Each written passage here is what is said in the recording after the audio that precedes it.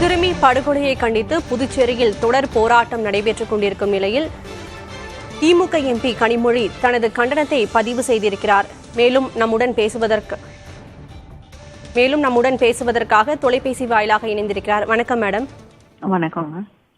சிறுமி படுகொலை குறித்து தங்களுடைய கண்டனம் என்ன மேடம்? இல்லைங்க, தொடர்ந்து போதை பொருட்கள், அது மாத்திரம் இல்லாம பெண்களை ஏதோ ஒரு பொருளாக பார்த்து சமூகம் அவங்களை ஏதோ பயன்படுத்தி தூக்கி எறியக்கூடிய, தொடர்ந்து அவர்கள் மீது குழந்தைகளாக இருந்தாலும் பெண்களாக இருந்தாலும் அவங்க மீது பாலியல் வன்முறை அப்படிங்கிறது சாதாரணமாக நடக்கக்கூடிய, எல்லாருமே ஏற்றுக்கொண்டு கடந்து போகக்கூடிய ஒன்றாக இருக்கிறது. இது ரெண்டுமே மாற்றப்பட வேண்டும். முக்கியமா இளைஞர்கள், பள்ளி மாணவர்கள் அப்படிங்கிறவங்க எல்லாம் இந்த பழக்கத்துக்கு அடிமையாகக்கூடிய ஒரு சூழல்ல இருந்து அவங்க விடுவிக்கப்பட வேண்டும். அதற்கு சரியான நடவடிக்கையை எல்லா அரசுகளும் எடுக்க வேண்டும்.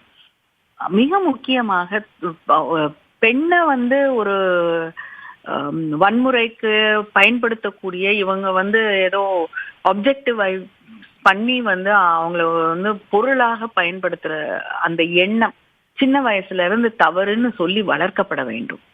பள்ளிகள்ல மாற்றங்கள் கொண்டு வர வேண்டும். பாடத்திட்டங்கள்ல அவங்க நமக்கு நிகரான மனிதர்கள் அப்படிங்கறத திரும்ப திரும்ப திரும்ப, அது ஊடகங்களாக இருக்கட்டும், தொலைக்காட்சிகளாக இருக்கட்டும், திரைப்படங்களாக இருக்கட்டும், அதை தொடர்ந்து ஏதோ பெண்களை பயன்படுத்தினா தப்பு இல்லைங்கிற ஒரு விஷயத்தையே திரும்ப திரும்ப சொல்லும் பொழுது இதுதான் நடக்கும். அதனால இத கண்டிக்க வேண்டும். இத சமூகம் மாற்ற வேண்டும். இதுதான் தொடர்ந்து பெரியார் ஆணும் பெண்ணும் சமம்ங்கிறத சொல்லிட்டாங்க அப்படின்னு திரும்ப திரும்ப சொன்னது இதைத்தான். சிறு வயதில் இருந்தே பிள்ளைகளுக்கு போதைப் பொருள் அடிமையாக கூடாது என்று சொல்லி வளர்த்தாலும் போதைப் பொருள் புழக்கம் இருப்பதனால் தானே அது கிடைக்கிறது. அதை கட்டுப்படுத்த என்ன நடவடிக்கை எடுக்கலாம் மேடம்? இல்லைங்க, பிள்ளைகளுக்கு போதைப் பொருள் தவறுன்னு சொல்லி வளர்க்கறது நான் சொல்லல. பெண்களை மரியாதையாக நடத்த வேண்டும் அப்படிங்கறத சொல்லி வளர்க்கணும்னு சொல்றேன். போதைப் பொருட்கள் தவறுங்கிறது அரசாங்கம் தான் நடவடிக்கை எடுக்கணும். ஸ்கூல்ஸ்ல ஒரு அவேர்னஸ் கிரியேட் பண்ண முடியும்.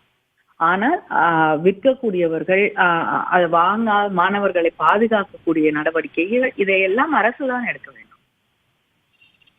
இணைப்பில் தங்களுடைய கருத்தை பகிர்ந்தமைக்கு நன்றி மேடம்.